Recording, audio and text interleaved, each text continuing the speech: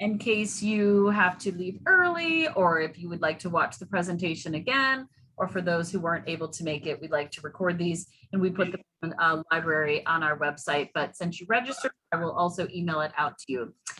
So welcome everyone, I'm Laurel Richardson. I'm Director of Community Outreach at the CMTA, and I am here with Gina Sweeney. I have CMT 1A, fellow CMTer, and really excited about our presentation tonight. I am going to have Gina introduce herself, and then we will turn it over to our special guest. Yes, well, thank you, Laurel. I'm sorry that I am not the face that was advertised. I'm just kind of stepping in for the evening and helping Laurel out. But it's a true treat for me to be on this evening. I see some very familiar names and faces. So hello to my old friends and nice to meet you to my new friends. I have been with the CMTA for a good number of years. I too, like Laurel, have CMT 1A. And I am very excited about this evening's presentation. Allard has been a partner of the CMTA for a good number of years. I think it's probably been over 5, almost now 7 years.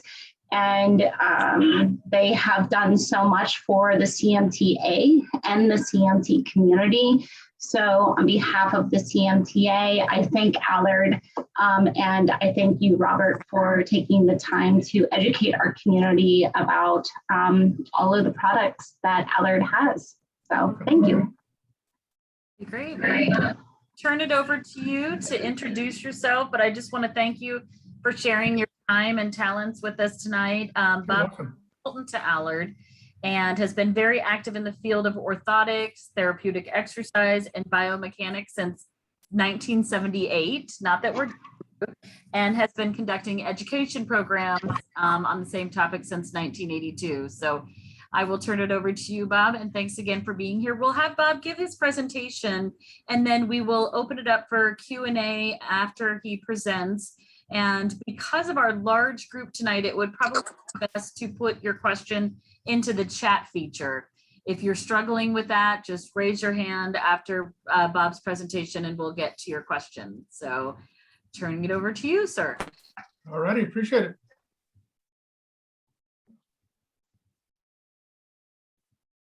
Okay. Admit somewhere here. Share my screen and at the bottom, yep. Do that one. It does appear to be coming. And do there, and we're on. Yay!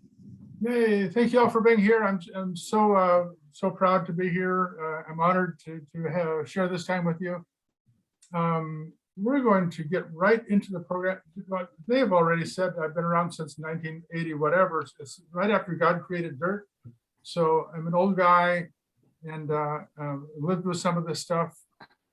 So just want to share some of the things I've learned with you over the years. So we're going to talk about gait challenges, which you are very familiar with, how to handle how stable gait happens. So when gait is stable and we can walk without thinking about it, how does that happen? Then we'll talk about AFOs and foot orthotics, conscious motor movement, things we can do while we're thinking about it, and then things we can do to create greater intrinsic stability so we can do a better job of walking without having to think about it. So that's kind of the agenda. Disclaimer, the general concepts presented in this program may or may not apply to any one individual. Everyone is so unique that it's really hard to come up with broad categories or information like this or information like the content of this program is not to be construed as medical advice. It's not by any means. And please consult with your medical team before initiating any change to your treatment or management program. We're going to go over some general information, but then we're going to get very, very specific on a couple of items. And especially in those items where we get specific, please do not implement any of this without talking or consulting with your treatment medical team. So I hope everybody's okay with that. You may have heard that muscles have memory. They don't have memory at all. But the brain has a huge component that memorizes the movement systems. So walking becomes habitual, and the brain is where all that information is stored on what is normal for each of us. So muscles don't have memory, but the brain does. And it takes a long time to develop that. Walking is mostly consistent after about the age of 6, but doesn't really achieve adult-like consistency until the early teens, actually. And there are data now that say that their changes in tendons, they act differently between age 12 and 18. So the difference between adult and pediatric is essentially that the adult is already developed, where if you're younger than 18, there are systems that are still developing that facilitate our being able to walk. So the pediatric is still developing, the adult is developed. Gait is so repeatable, so predictable, that there are even people who say if they saw a video of a bank robber leaving the scene of the crime and compared that to that same person 20 years ago, that they could compare those videos and help identify the perpetrator of that crime. I'm not sure how far that's going to go, but it is incredibly repeatable. I grew up in a family with 6 siblings, plus mom and dad, so 9 of us in the house. We didn't need to know who was walking down the hall. All we had to do was hear them walk, and we knew who was coming. And maybe you've experienced something like that. But walking can change over time. Walking can certainly be influenced by medical conditions. Some of those conditions are progressive, as you know. So if there's an erosion of the myelin sheath covering the nerve, and the medical condition causes further erosion, then the condition is going to progress. And we just need to be aware of that and plan for that in our treatment and our exercise programs. There are other diagnoses that are not progressive, such as cerebral palsy. It's not a progressive condition. You're born with cerebral palsy and it stays static throughout the person's lifetime. But if there's a deficit secondary to the deficit caused by cerebral palsy, then the sound side undergoes additional stress. And so there's progressive stresses on that sound side that further deteriorate its ability to compensate for the involved side. So almost either way, there's going to be progression of these conditions. And all that leads to limited walking capacity. So you're well aware if you've got pins and needles down here, or it's kind of numb down there, that you almost have to watch where you're walking really carefully, and your trunk isn't real stable when you walk. So walking stability is definitely impacted. Distance capacity, we all have learned that we need to budget how far we walk when we walk. We can't walk all morning long because there's nothing left to walk in the afternoon if we do that. So we budget our walking. Obstruction avoidance can be more of a challenge because we're not real light of foot. Collision avoidance is probably specifically challenging if the gait isn't real stable. So we need to really be aware of that. Adaptation to uneven terrains is a real challenge, especially as the feet become rigid or as our orthotic interventions become more and more rigid. Then this uneven terrain situation becomes more and more problematic. So one of our goals that we're going to talk about tonight is how to maintain some flexibility in a foot that doesn't have much flexibility. So going on, what are the components of stability? When someone is stable, what do they possess? And the first thing they possess is motion. There's skeletal motion, and that motion comes from gravitational forces pushing the body down into the ground, ground reaction forces pushing the body back up onto the surface of the ground. And so just the gravitational forces create motion a lot in the foot ankle complex, but throughout the entire chain, actually. So there's what happens down here affects what happens up here and vice versa. So we're gonna be real careful to not impinge on motion down here, because if we impinge on motion down here, that creates excess motion up here. So if this can adapt to the terrain, then the body can stay above the trunk. I mean, the trunk can stay above the pelvis. If this can't adapt to the terrain down here, then usually the trunk has to do the adaptation and gait becomes that much more unstable. So there are normal limits. The toe pointing down, 40 to 50 degrees. Okay. Sorry, that someone new just came on. I've muted them. Okay. Okay. I'm fine. So 40 to 50 degrees with the toes pointed down. Nominal 15 to 20 degrees with the toes pointed up, referred to as dorsiflexion. As muscles in the front part of the lower leg become weak, that may become more of a challenge to pick the toe up. And that's usually when AFOs are indicated, but we should have a nominal 15 to 20 degrees of motion there. Inversion, eversion, that's if you've ever sprained an ankle, it was probably an inversion sprain where you disrupted the outside structures of the ankle here. Many of us have feet that are in that position, and we walk on the lateral or outside border of the foot on here. You have a callus buildup and all that stuff going on. So we should have a nominal 30 degrees towards inversion and 20 degrees of eversion where the ankle is in and the foot goes out. So the normal limits there. Pronation and supination are terms you may or may not be familiar with. Pronation is when the foot is really flat and flexible. The ankles lean inward, meaning the heels point outward. Heels point outward here and the ankles lean inward. So that's pronation associated with a low arch. That foot tends to be very, very flexible, as opposed to supination. Now the ankles lean outward, the heel bones point inward, and that's associated with very high arch foot. And so that's the foot that probably many of you are more familiar with. So the supinated foot is also referred to sometimes as a cavus foot, C-A-V-U-S, cavus foot, and that's probably a term you've heard before. But it's important for the foot ankle complex to maintain motion in all three planes. In the frontal plane, rather than in sagittal plane, that's motion we see from the side. The ankle should be able to go plantarflexion, dorsiflexion, point the toes down or point the toes up. Seen from the side is coronal or sagittal plane. Seen from the side, it should invert and evert. Transverse plane, there's a lot of rotation occurring at the foot ankle complex. So it should move in all three planes. Why? Because function occurs between the frontal and the sagittal and the transverse plane. Function occurs in the congruence of those three planes.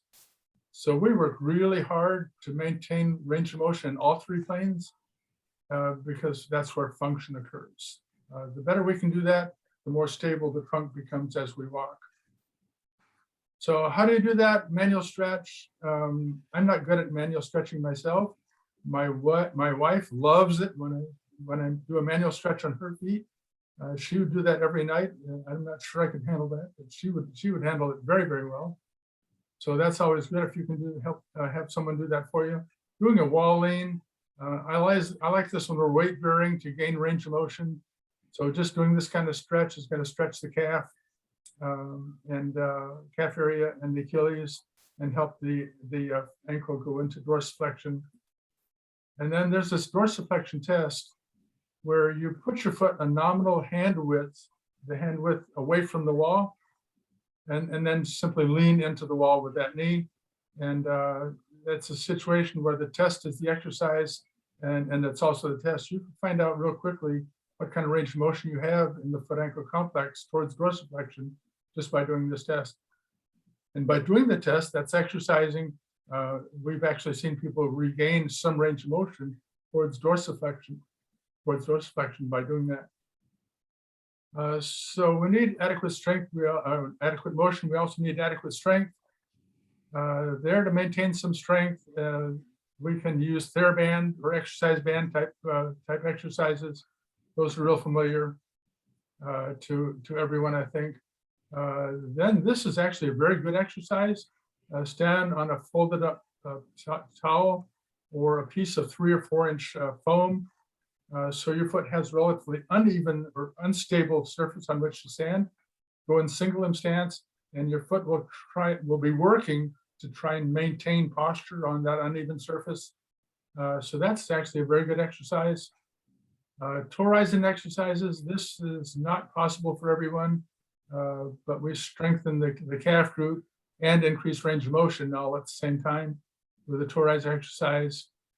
And if you're working with a physical therapist, they may have a BAPS board. I love the BAPS board. It comes with different size balls that go on the bottom here.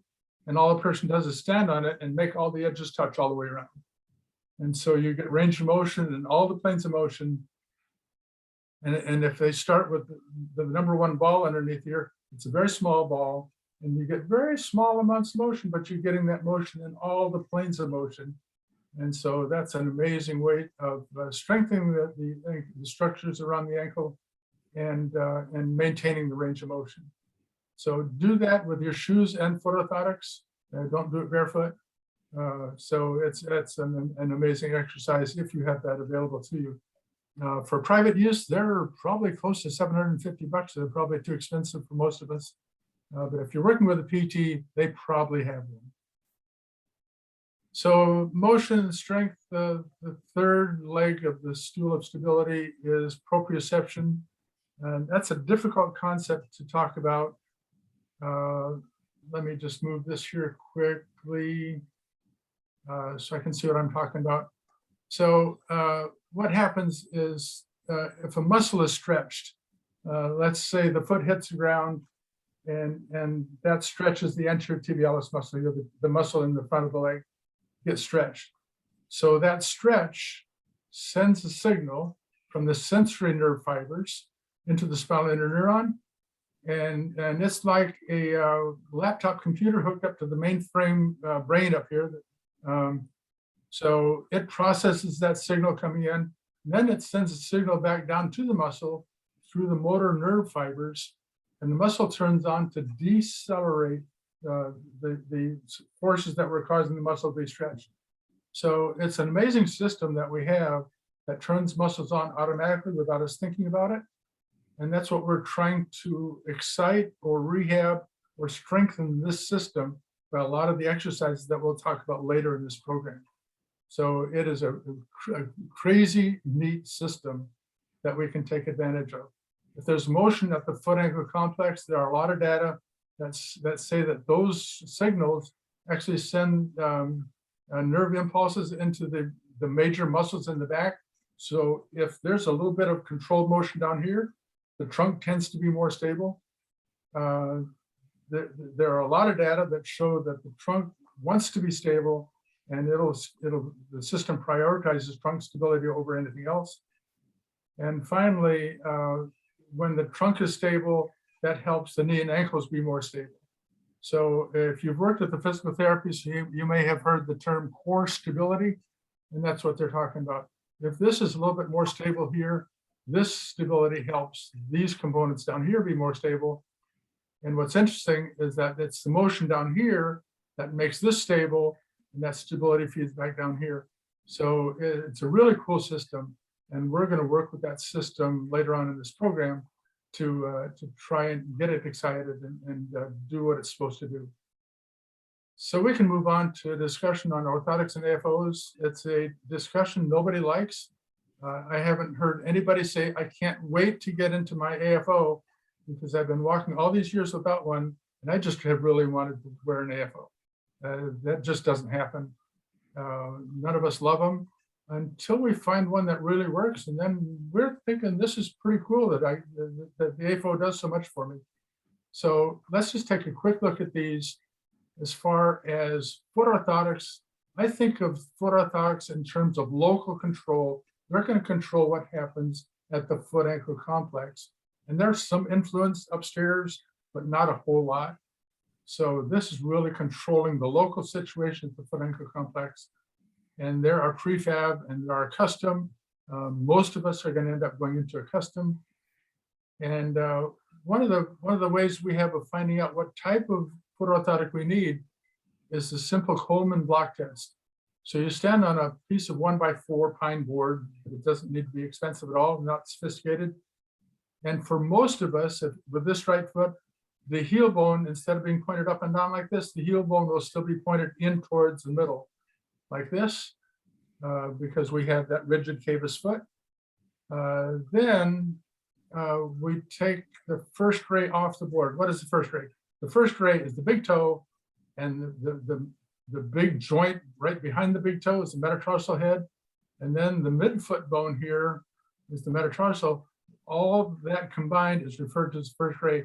If we put that off the board and we're still standing on the board, then we'll see I need to change my location here again. Then we see the posture of the heel bone change. On my foot, if I stand like this, the calcaneus is pointed in. And when I move to this posture, the calcaneus is still pointed in, but not nearly as much as it was over here. So in my feet, we can see a discernible correction, but it's not corrected.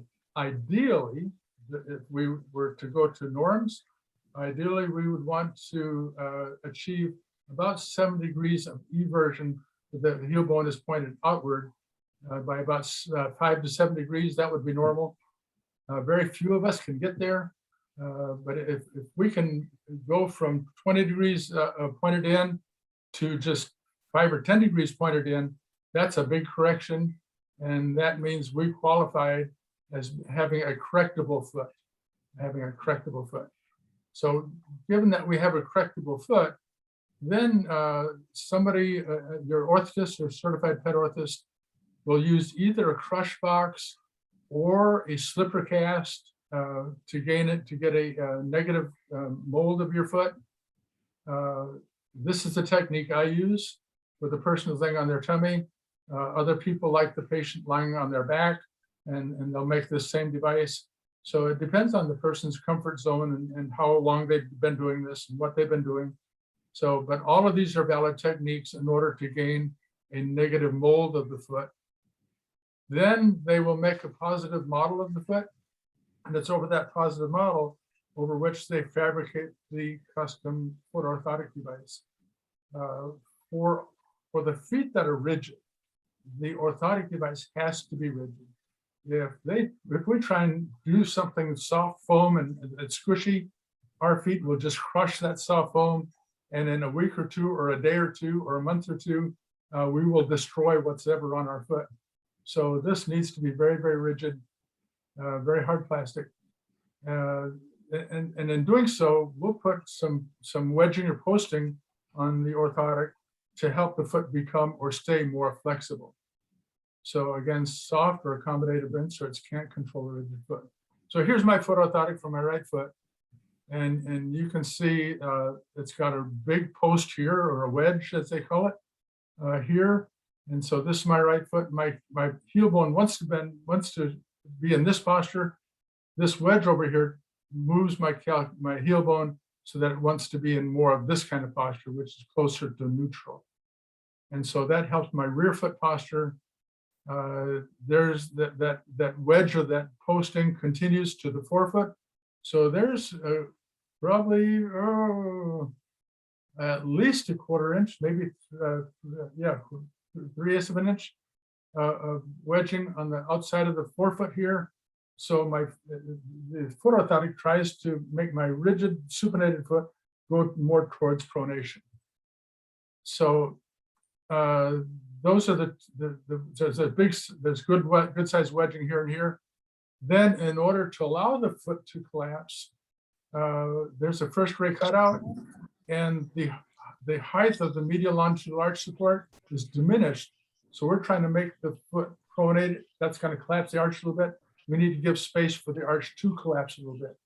So you don't want a big high arch support to support your big high arch, because that just supports the deformity. So this is trying to make the foot more flexible by having wedging on the outside to move the foot towards the inside, and then reducing the height of this arch support here, and removing all the padding here altogether. And so the foot can become more flexible. So the job there is to maintain foot flexibility, which is real critical to our being stable when we walk. Then we get to AFOs, and if the foot orthotic is kind of a local foot support, the AFOs are going to offer more global support. Now we can control with the AFO how stable the pelvis becomes, how stable the shoulder girdle becomes through the use of an AFO. So posterior leaf spring or articulated ankle or solid ankle. These are different types of molded plastic AFOs. This is probably the least significant as far as the control. This is very significant control, but it allows the tibia to progress over the fixed foot. So it allows some dorsiflexion. And this is just a solid ankle AFO. That's not letting the foot do anything, go anywhere. So if the foot is very, very rigid and there's significant deformity, one of these may be the appropriate choice. But there's a huge area of gray in there where between a more static rigid device or more dynamic energy return kind of device. Boy, that's really on a case-by-case basis. But generally, these do immobilize and they're designed to prevent further deformity. Then there are carbon composite devices. These are used with the custom foot orthotic we just described earlier, and they provide dynamic assist. There's light duty ones and moderate or medium duty ones and firmer heavy duty ones, depending on person's body weight, how rigid their feet are. Early on, this might be the most appropriate, but later on, as things progress and the foot becomes more and more rigid, then this provides great support. But remember that foot orthotics is on top of this foot plate, so the foot is still mobile, and this is giving support up through the leg, and you'll feel that up into the trunk and into your shoulder girdle actually, on the support that gives. Also, these help spring the foot off the floor, almost like a diving board on the swimming pool. So they are reported to provide support that offers you less fatigue, supported ankle function, and fewer calluses. And that's pretty universal on what these kind of devices can do. Again, which device, whether it's a molded plastic or one of the carbon composite devices, is a very, very individualized discussion between you and your medical team. Finally, footwear is really important. We talked about the rigid foot and a rigid foot orthotic. If you put this in a soft, cushiony kind of shoe, it will just destroy that shoe in a matter of weeks, if not days. So the Saucony Echelon Walker and the Brooks Dyad are two shoes I found that have really firm, durable soles in them, and they last a long, long time. I can wear either one of these shoes for up to a year before they start to break down on me. This is the one I use for more casual.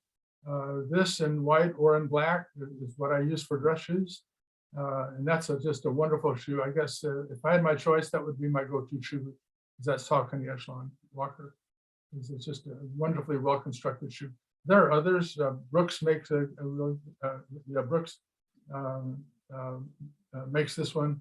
So there are others on the market, I'm sure. These are two that I'm personally using. So now that we have the AFO that we want, we're trying to maintain the motion that we want. We can go through some things that are conscious motor. If you've ever done a baby squat, just stand up straight with the feet shoulder width apart and bend your knees. Keep your trunk upright as much as possible. Bend your knees, but keep your feet or keep your heels on the ground. So it's referred to as baby squat.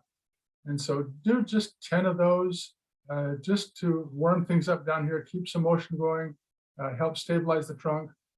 But then rotate your pelvis to one side and do 10 more baby squats, and then roll your pelvis or rotate your pelvis to the other side and do 10 more baby squats. It's amazing what this simple little exercise can do to help us be more stable down here. And do this, by the way, with your AFO and foot orthotics on, because that helps marry the communication system between what's happening up here and what's happening down here. So cool exercise, too simple. Hip excursion, just stand straight up and lean towards the back of a chair or a back of a table or something you can lean into there. Just barely touch and come back.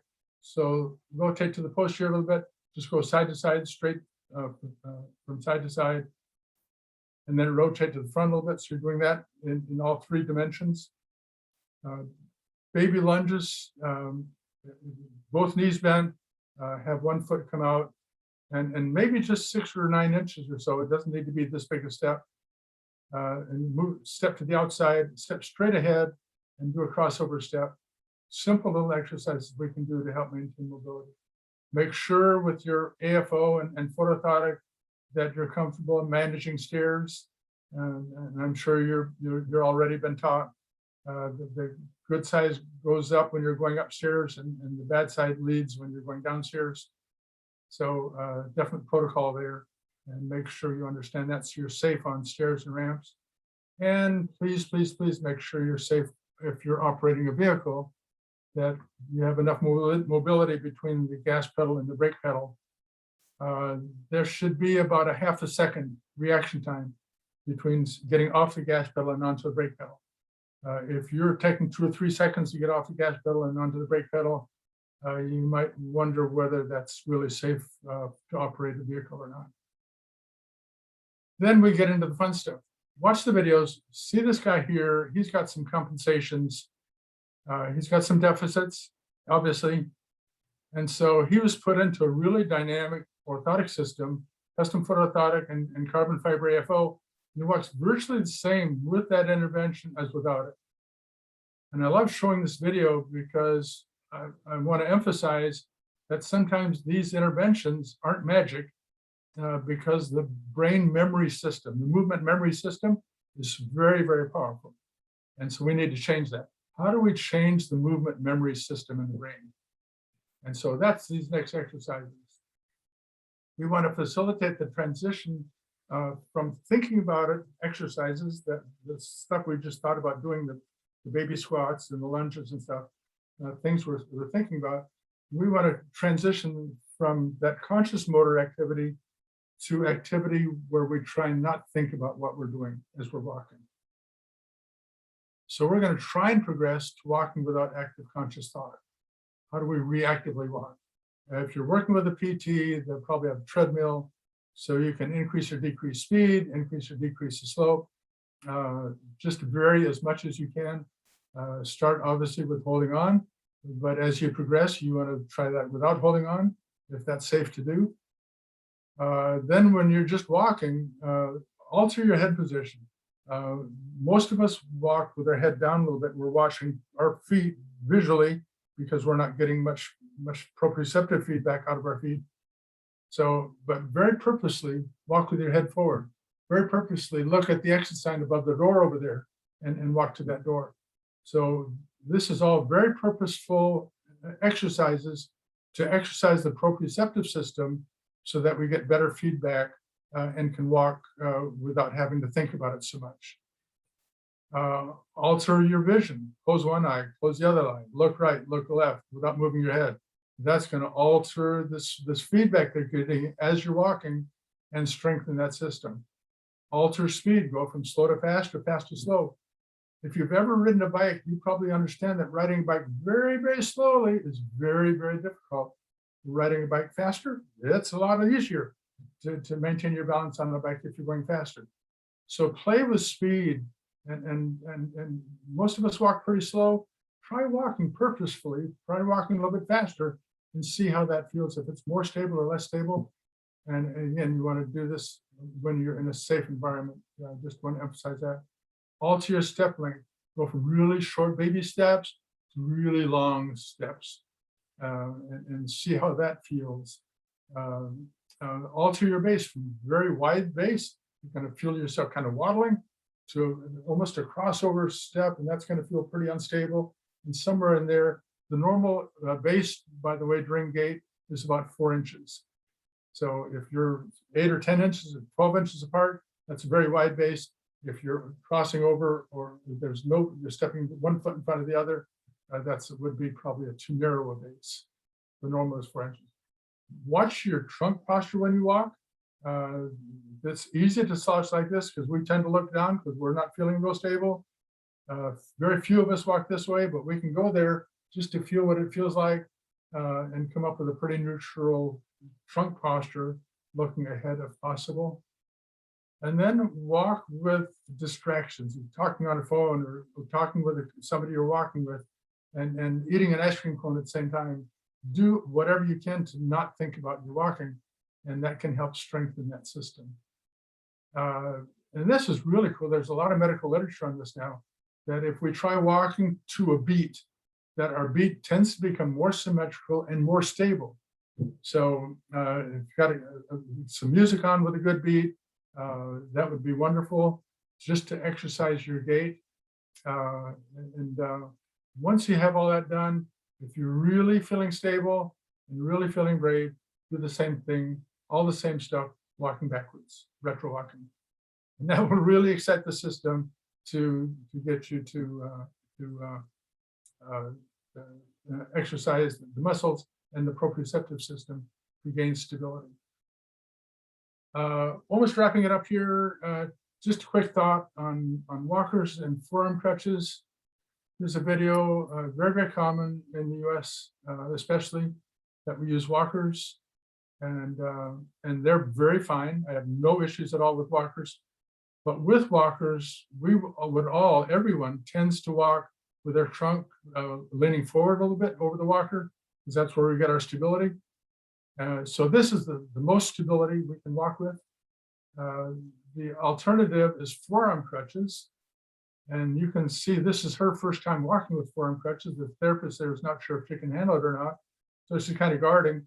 And she's also walking with her trunk leaning forward, which people will do the first time they're walking in forearm crutches. But as you get comfortable, as a person gets comfortable in forearm crutches, they tend to walk more upright. And that's actually much better for gait. Gait becomes more stable. And so just seeing this posture, that posture is the possibility. So if you're at that stage where you're looking for that level of support, it's fun to work with your therapist who will work with you on either of these to see which is best for you. Finally, just a quick comparison between a molded plastic AFO and the carbon composite, more dynamic kind of device. It's fun to watch. Just on the pelvic girdle here, you see her pelvis is swaying side to side, accepting the center of gravity from one side to the other. Here, her pelvis is pretty rigid, and her base during gait, she crossover step, and then the wide step, and the crossover step. So very, very inconsistent there. It's very difficult to walk if there's a minimum of motion on the distal, on the bottom of the leg there. So here the foot ankle is much more free to move or to function, and so the whole trunk becomes more free to function. So that's very, very typical. We've been through a lot.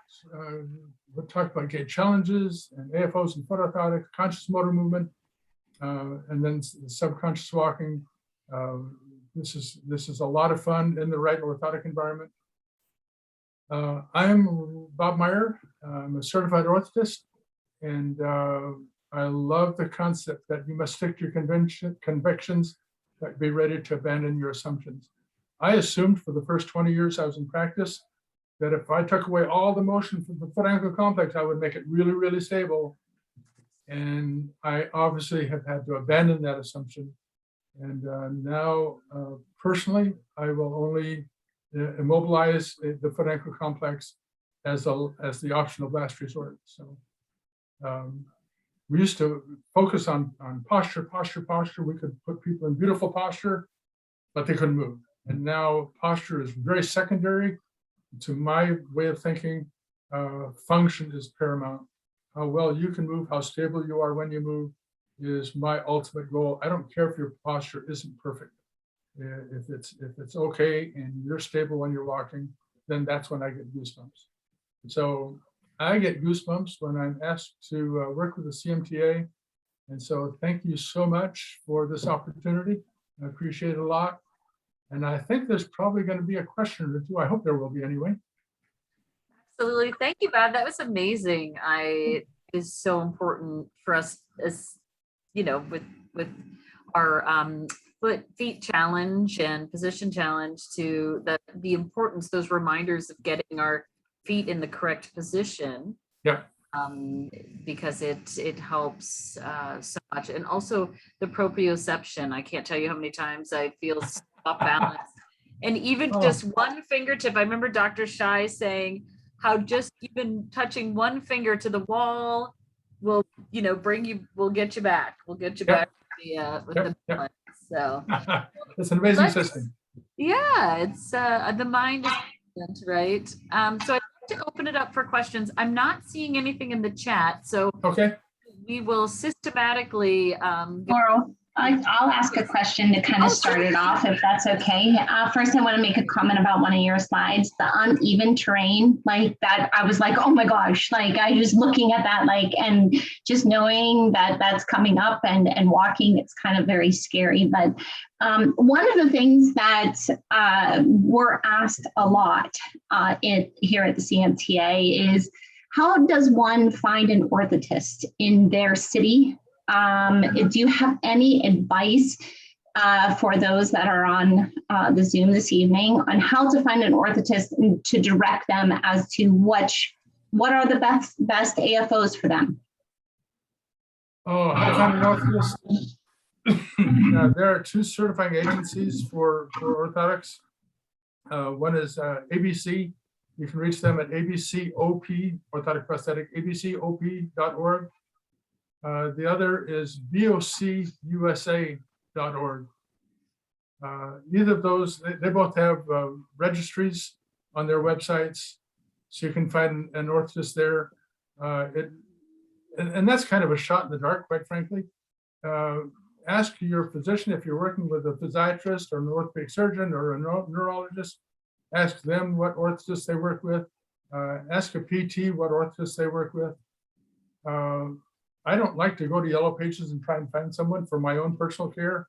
I will do some research and ask other medical personnel that I am in contact with and do more of a networking kind of system as opposed to just dartboard effect on a website.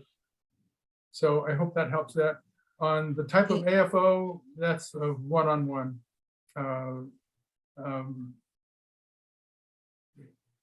We have people that I look at them initially and I'm thinking, oh my, it's really a pretty significant deformity. I'm thinking we probably have to go to a molded plastic AFO.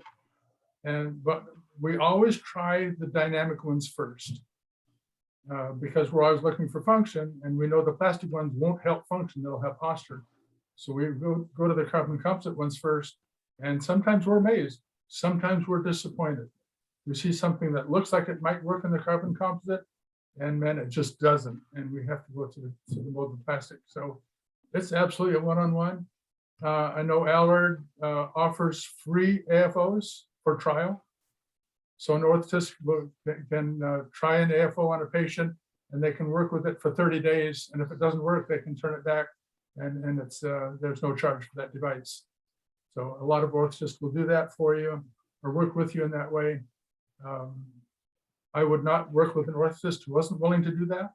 So that's good advice. That's thank you. Yes, thank you. Tina, yes. Just as an aside, because Allard has got such a great relationship with CMTA in general, you can certainly reach out to your local Allard representative because we get patient phone calls all the time. So if you're having problems finding an orthotist, chances are we've already been in every orthotist in pretty much every city. So you can certainly reach out to us and we can help navigate you to an orthotist, maybe one that's a little more savvy in your area. Cool, good idea. Yes, thank you. That was thank That's you. a great idea. Thanks, Lori. Yeah, and also as someone who wears AFOs, and I'm a huge fan of the Allard Blue Rockers. They were truly improved my quality of life. I also tell people when I get these type of calls in the community about bracing, if your orthotist is not willing to work with you and they only say you have to wear this brace, they don't talk to you about what your goals are and what you're trying to achieve, I would find a new orthotist. Yep, absolutely. And keep looking. So, Absolutely. Okay, so we're going to dive into the chat, guys, if that's okay. Our first question is, if I have custom orthotics and then I'm prescribed AFOs, do I still wear the orthotics with the AFOs? Does the AFO foot plate go under or over the orthotic? the foot orthotic goes on top of the AFO foot plate so that it interfaces. So you got the AFO foot plate, then the AFO, and then the foot. So that way the foot can be managed by the orthotic. Did I say that wrong? The AFO goes in the shoe, then the foot orthotic goes in the shoe, and then the foot goes in the shoe. That way the foot orthotic can manage the foot on top of that foot plate. Yeah, so the foot's always sitting on the orthotic. That is how you get your foot into the position it needs to be in. Okay, great. And then Mohammed is asking, is Allard or Allard products available in Japan? Yes. Okay. In fact, they have a product specifically for the market in Japan. It's actually quite a bit shorter. The shin area is quite a bit broader, and the foot plate is a little bit broader. So it's made for the population in Japan.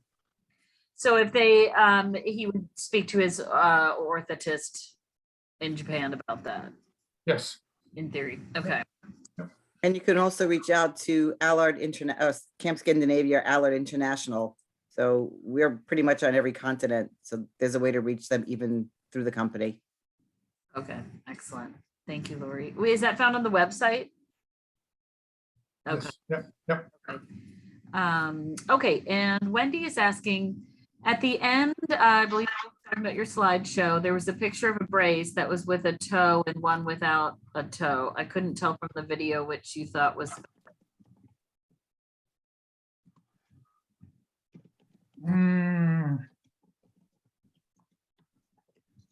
Wendy, do you want to unmute and explain your question? Yeah. It just, is this good? Let me try to read. Yes.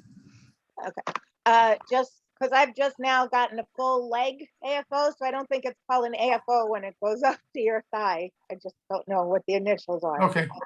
But at the end, you were showing somebody walking, and it sounded like you showed them walking with, there's a brace up to your calf, and it said, some said Yes. with toe and without toe. And just, that's what my new brace, I'm having so much problem and pain in my toes. So I didn't understand which one you were saying seemed to be better, or maybe it just depends on the person. It depends on the person. If you're having pain in your toes, I would tend to go with a carbon fiber foot plate and then have a foot orthotic on top of that, because then I can manage the angle at which your toe engages into the carbon fiber.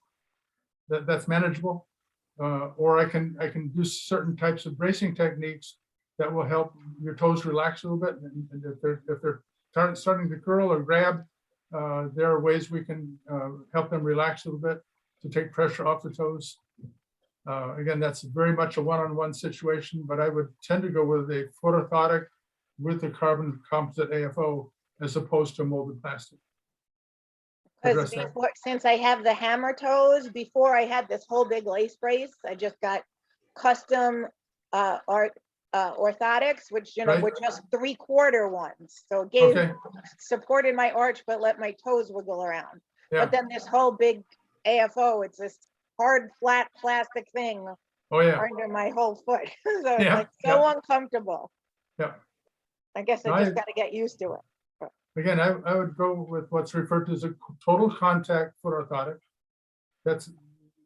It may not correct the hammer toe at all, but it tends to help them relax a little bit, make them a little bit more flexible, so they're not so rigid. And then use that in conjunction with a carbon composite AFO.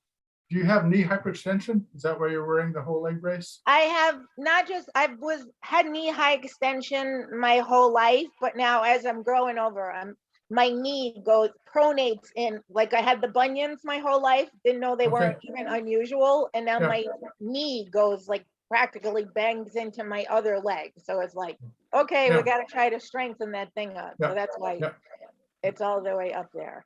Yeah. Good question, Wendy. Thank you. There's Go a ahead, system. There's a system with the carbon composite AFOs to build that. It's called a KAFO, knee ankle foot orthosis, that goes all the way up to the thigh. And there are different degrees of that.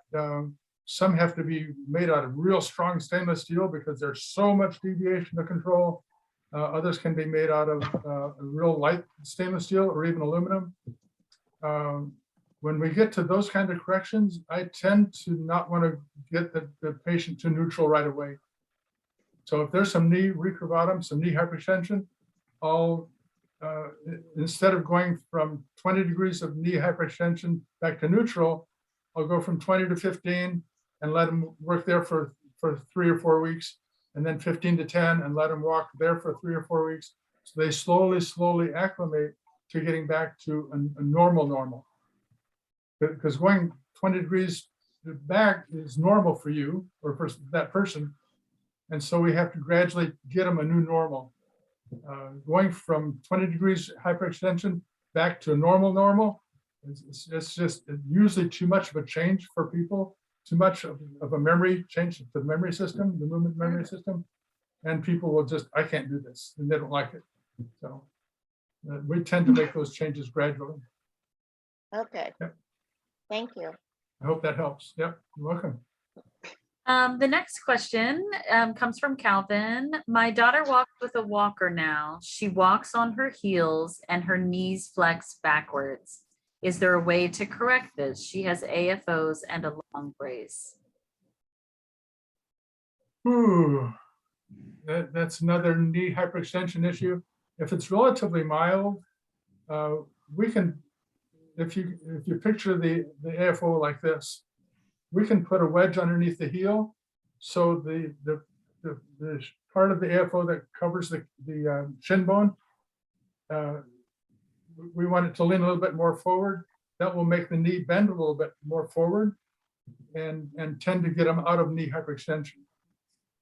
If it's severe, then it means going to the KAFO, the knee ankle foot orthosis. But there's so many things at play here. How much range of motion is available to the ankle? Why is she making contact? Why is she walking on her heels? Why isn't her toe coming down? There could be tremendous hip flexor tightness in those muscles at the hip. Could be the root cause of that kind of problem. And just an orthotic intervention wouldn't solve much at all until we get those muscles stretched out in her hip. So that would mean a real comprehensive examination. I like to do those with a physician, so we both know what each other's talking about, and with a therapist. So that's the direction I would go, is get a comprehensive reason, find out why she's walking that way, and then work with the physical therapist and an orthotist to determine what can be done about it, how we can help. She Help is should be available. Yeah, she is. I don't know. It may be our fault because we didn't know what we were dealing with to begin with until, she was well up in age. And we've worked with, when we came down to North Carolina, the orthotics person realized that her knee was bending back and put a long brace on her to lock that knee from going back when she's using that. Mm-hmm. And we've had therapists, but nobody seems to be stretching that hip muscle, because the one leg that doesn't flex back so far, she can barely, bend her knee. And none of the therapists that we've dealt with here seem to know how to work with it to get it done, to get it better. And so my question, I guess, would be to you or Laura, is there someone in our area, who would we go to see that knows what they're doing and could work with her to try to help this out? Right now, her brace broke and she barely gets around with it without it. So, yeah. Calvin, Laura, time to your knee. So I'm going to reach out to you to talk to you about a beautiful place near. Okay. So also just direct messaging with Allard here. A couple of representatives are on the Zoom. They're also, Laurel, going to send you and I maybe a list of individuals that, they can, Calvin, you can maybe reach out to. So just within working with Allard, we're going to try to get some names together. So Laurel, I'll make sure that you get that as well. And then maybe you can send it out to everybody on the Zoom. Absolutely. That's great. I Thank just you. happen to live, Calvin and I happen to live near each other. So I do have a wonderful PT in mind. So Cool, excellent. glad you're on with us. Okay, next question from Cheryl. I have been using the Allard Blue Rockers for years and I have done really well using them. My two issues that show up though is number one, is there any way to get the blue rockers in black? And number two, I tend to break them every 2 years due to being very active and do a lot of walking, hiking, but now have issues with Medicare not paying for them unless it's every 5 years. Any way to make the blue rockers so they don't break every 2 years? Two thoughts. They are a physical product and eventually they're going to break. We've done a lot of research and we find that the better functioning the foot is, the better the longer the brace will last. So if the foot isn't functioning properly during the gait cycle, that sets up a torque mechanism in that whole carbon fiber thing that tends to be pretty tough on them. So my first, when I hear of a AFO having some durability issues, my first reaction is to look at the foot and how is the foot being managed inside the shoe on top of the foot plate.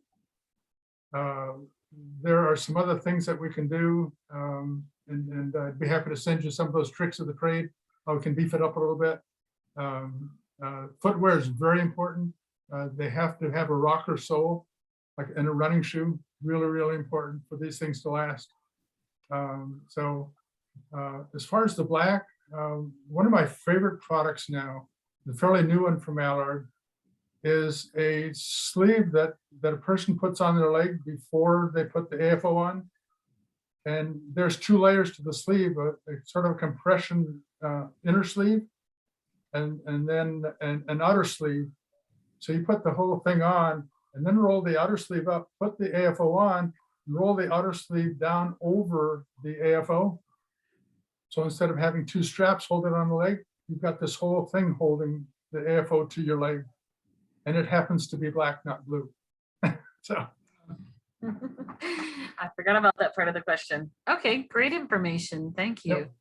Yep. Can I add one more thing to that? Yeah. Depending on the style of the brace that you're currently wearing, the new Blue Rocker 2.5 has a different dynamic because it's half the heel height. And I recently, just my local CMT branch leader here, who also has issues with braces lasting between 1.5 years and 2 years, he just tried the new 2.5 and he's getting them. He said it felt better and he felt that he had more dynamics with the new version. So that's also an option, but you can reach out to your Allard rep and have them, meet up with you to do an assessment, try it and see if that feels different. That may change the durability as well. I have the 2.5 and they last much longer. Yeah. Cool. Thank you. I'm going to move along. Oh, sure. I'm going to move along with the questions because there are a few more in here and we're getting close to the hour. This is a pretty easy one to answer. The question is, are there any AFOs that help with balance while standing still? That's going to be an easy one to answer. The more motion you take away, the less balance we have. So a good foot orthotic and one of the carbon composite AFOs is going to be the best option. But the getting the foot off that outside edge of that rigid foot that we have and helping it balance the weight of the entire body over more of the foot, getting it in a more neutral posture, is going to help everything upstairs from there. But yeah, that's an easy answer. Okay, great. And along those same lines, Howard is saying, I wear an AFO, but balance is still an issue that requires a cane or trek pole. Will a molded foot insert help with this balance? I wear just a good feet insert. I would certainly consider a custom molded foot orthotic. Again, most patients with a diagnosis of CMT have that real high rigid foot, high arch rigid foot, and they do a lot of their weight bearing on the outer edge of the foot. If we can move the foot into a more neutral kind of posture, everything above that's going to be a lot more stable. So at least consider it. Yeah. That is our last question in chat. Lori, I'm wondering if you could put the website in the chat for everyone to see, if you don't mind. Or I'm happy to do that if that's easier. Nope, I can get that. It's allardusa.com, but I could certainly type that in. I just sent Gina a message as well. If you want, I will email you and Gina, I'll email to Gina all of the district managers' names and phone numbers. And if you want to pass that amongst the group, certainly reach out to any of us. I mean, that's what we love doing, is helping somebody find something that gives them back what they're missing as far as the ability to do what you wanted to do, or what you feel that you're not doing anymore. So if it's hiking, walking through Costco's, whatever it is, we want you to be able to get that back and do that. But I will get that to you. Wonderful. Yeah, I have it from earlier in the year, Lori, but an updated one would be wonderful. And then I can email it out to everyone who registered for the meeting tonight. So Cool. that would be fantastic. Cool. Good. Well, thank you everyone for being here. Gina, thanks for co-hosting with me. It was Thank you, Laurel. Excellent meeting. Thank you, Robert. great. And Bob, it was so wonderful. I loved your presentation. So thorough. You talked about the why, which I think is incredibly important, you know, why it's so important to make sure the foot is flexible and have it in the right position, and some great options. So thanks for sharing your time and talents. Laura, thanks for helping My with pleasure. as well. My privilege. Everyone Thanks. have a great night. Please reach out to me if you have any follow-up questions that we didn't get to. Yep. Take care, Thank you everyone. so much. Thanks. Bye. Bye.